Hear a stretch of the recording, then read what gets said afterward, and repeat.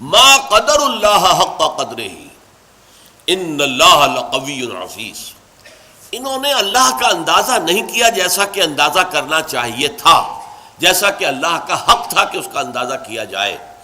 اللہ تعالیٰ تو بذات ہی قوی ہے، زبردست ہے، اور مختار مطلق ہے، عزیز ہے۔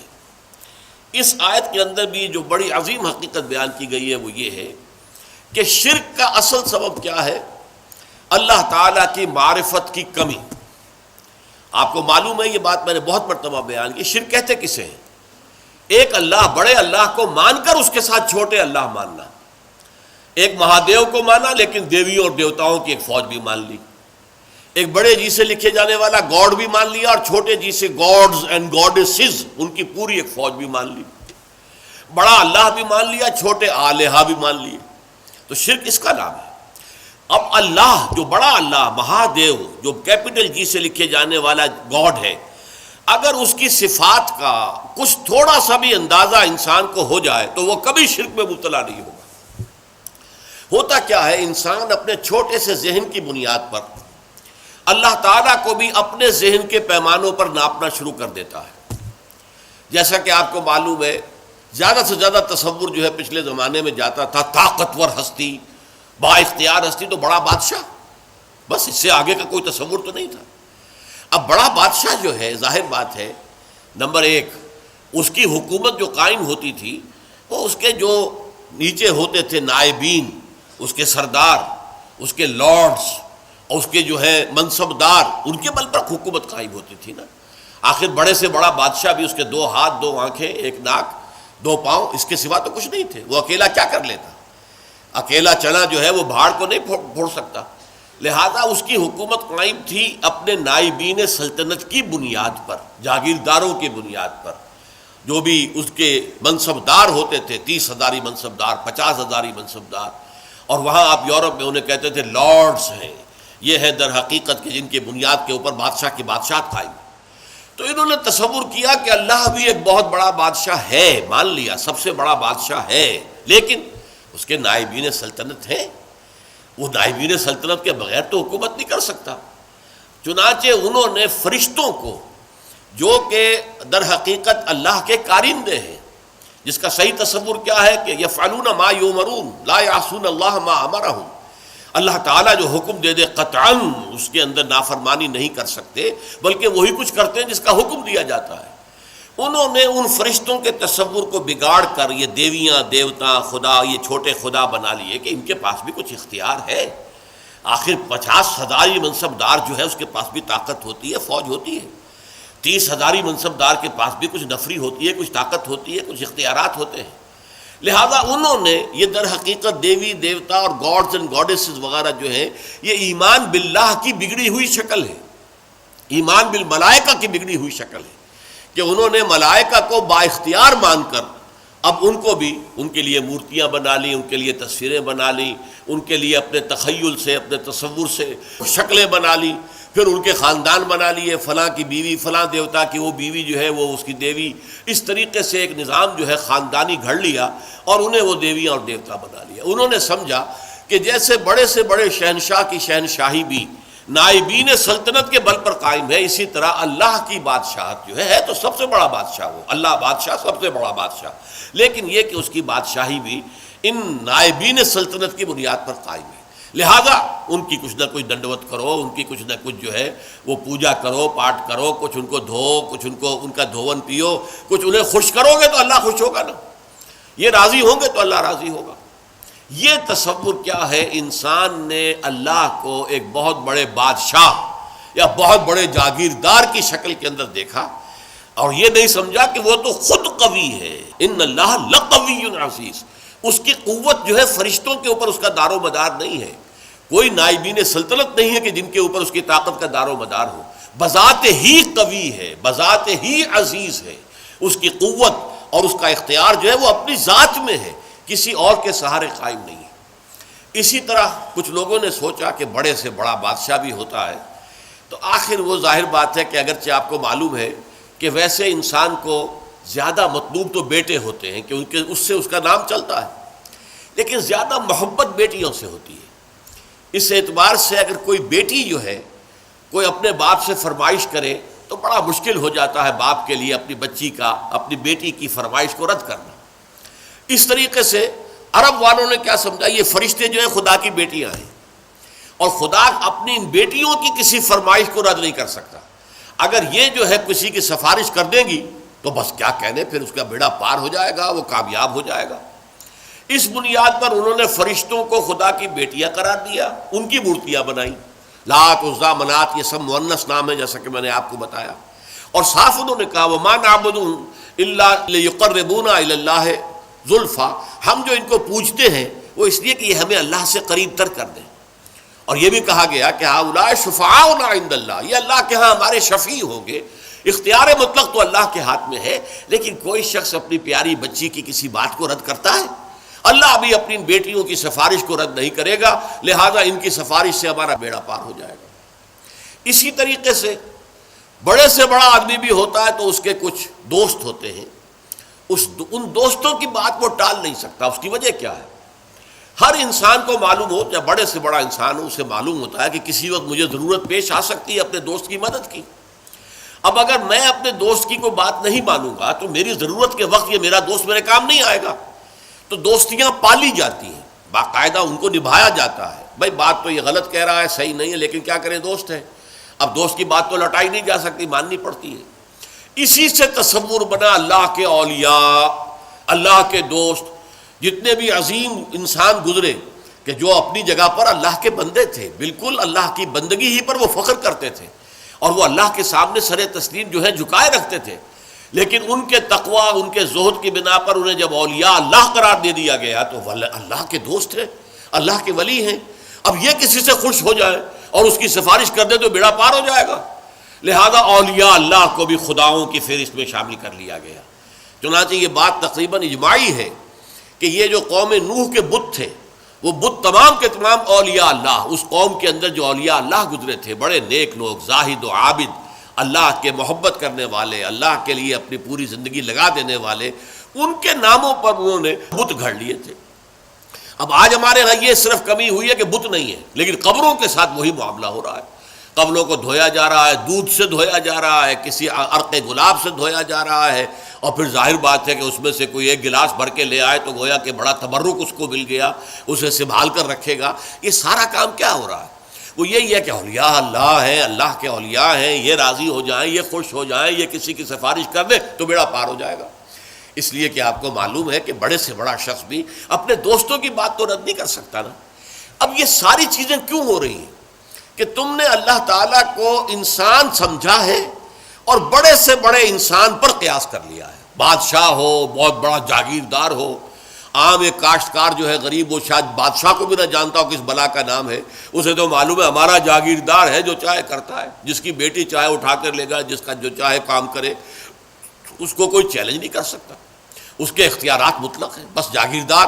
اسی پر انہوں نے قیاس کر کے اللہ تعالیٰ کے ساتھ یا نائبین سلطنت گھڑ لیے، یا اللہ کی بیٹیاں بنا لی، یا اللہ کے بیٹے بنا لیے، یا یہ کہ اولیاء اللہ کے ساتھ وہ معاملہ کرنا شروع کر دیا جو اللہ کے ساتھ کرنا چاہیے تھا۔ یہ ہے اصل سبب، ما قدر اللہ حق قدرہ، وہ اللہ کا اندازہ نہیں کر سکے۔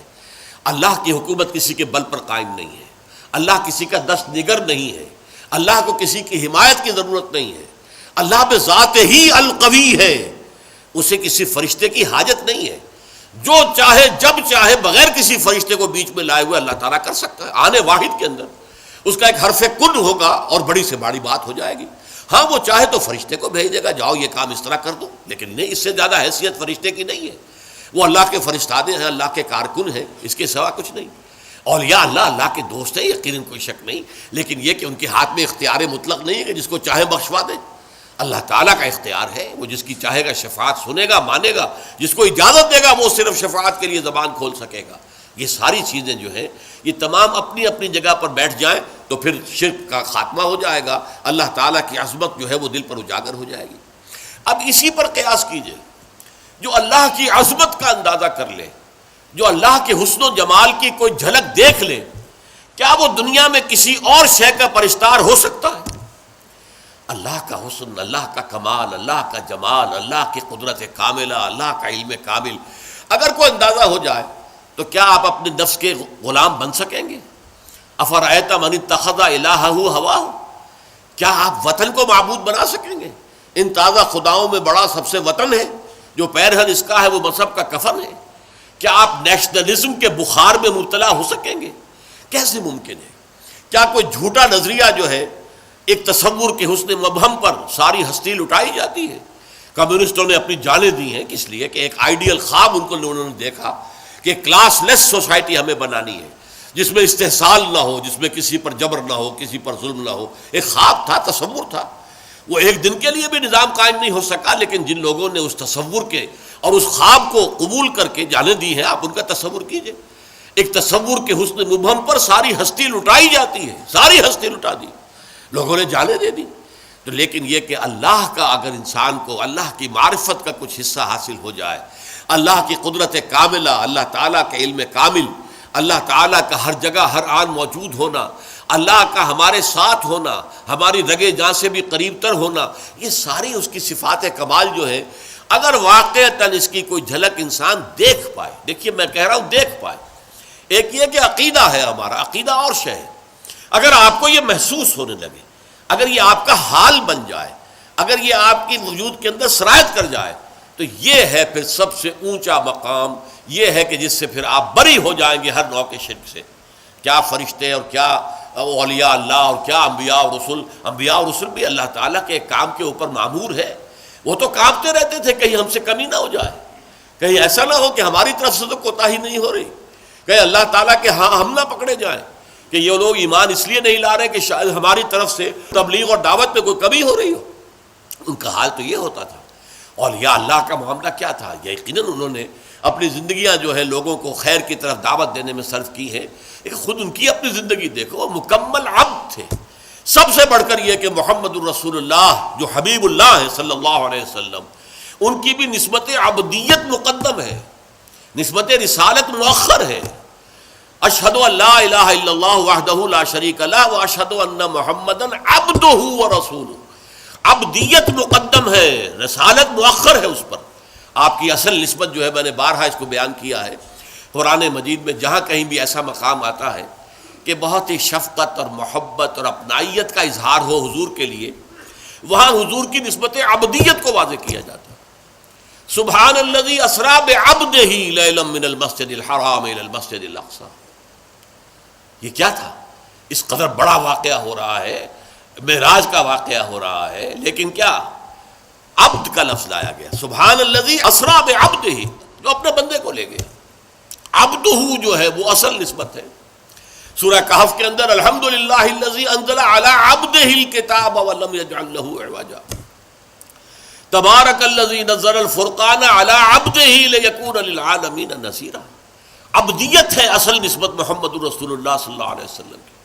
جب آپ کی عمر زیادہ ہو گئی تھی، اگرچہ آپ کی عمر جو ہے عام اعتبارات سے زیادہ نہیں ہوئی، لیکن یہ کہ بہرحال کچھ نہ کچھ آخری ایام میں آپ کا جسم بھاری بھی ہو گیا تھا، اور آپ رات کو جب کھڑے ہوتے تھے تو آپ کے پاؤں متورم ہو جاتے تھے۔ اس پر یہ ہے کہ کچھ لوگوں نے کہا آپ اپنے کو کیوں اتنی مشقت جھیل رہے ہیں، کیوں آپ اتنی تکلیف جھیل رہے ہیں؟ آپ کے تو اللہ تعالیٰ، اول تو آپ کے گناہ کا کوئی سوال ہی نہیں، کوئی خطا کسی درجے میں اگر کوئی ہوئی بھی ہو تو اللہ تعالیٰ آپ کے اگلے پچھلے تمام خطائیں معاف کر چکا ہے۔ تو حضور کا کیا جواب تھا؟ افلا اکون عبدا شکورا، تو کیا میں اللہ کا شکر گزار بندہ نہ بنوں؟ اللہ کی نعمتیں جو مجھ پر ہوئی ہیں، جو انعامات ہوئے ہیں، اللہ نے مجھ پر جو فضل فرمایا ہے، اللہ نے مجھے جو مقامات عالیہ عطا کیے ہیں اور جو مزید عطا کرنے کا وعدہ کیا، مقام محمود یہ مجھے عطا کیا جانا ہے، میں اس کا شکر ادا نہ کروں؟ یہ اس کا شکرانہ ہے جو میں ادا کر رہا ہوں۔ میں رات کو کھڑا ہو کر یہ مشقت جھیل رہا ہوں، میرے پاؤں جو ہے ان پر ورم آ رہا ہے، ٹھیک ہے، لیکن یہ سب کچھ کیوں کر رہا ہوں؟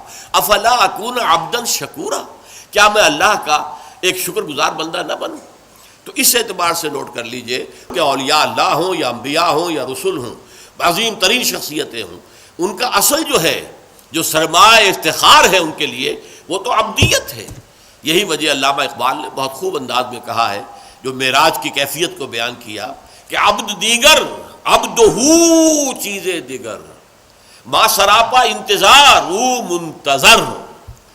اب یہ شعر جو ہے اس وضاحت چاہتا ہے، عبد تو سبھی ہے، خواہشات کا بندہ، نفس کا بندہ، دولت کا بندہ، وطن کا بندہ، یہ سب بندے ہیں، سب بندگی تو ہے۔ عبد دیگر، عبدہو، صرف اسی کا بندہ بن جانا، سب سے ہٹ کر، سب سے آزادی پا کر۔